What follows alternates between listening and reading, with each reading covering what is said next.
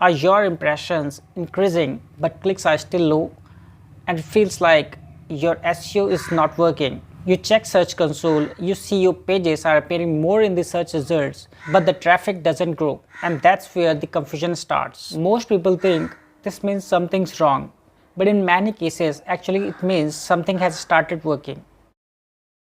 When impression increases, it means Google has started showing your pages for the more searches. But at this stage, it is still figuring out how relevant your content is. So your pages might appear lower in the search results or for the broader queries, and which is why clicks are still limited. In simple terms, your website has entered the visibility, but still hasn't yet earned the stronger preference. Google is observing how your content matches the search intent, how users respond over time, and how consistent is your site overall.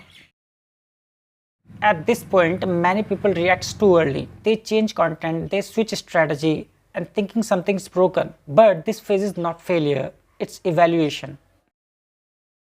So if your impressions are increasing but clicks are still low, it usually means your SEO is tested and you are closer to the growth than you think.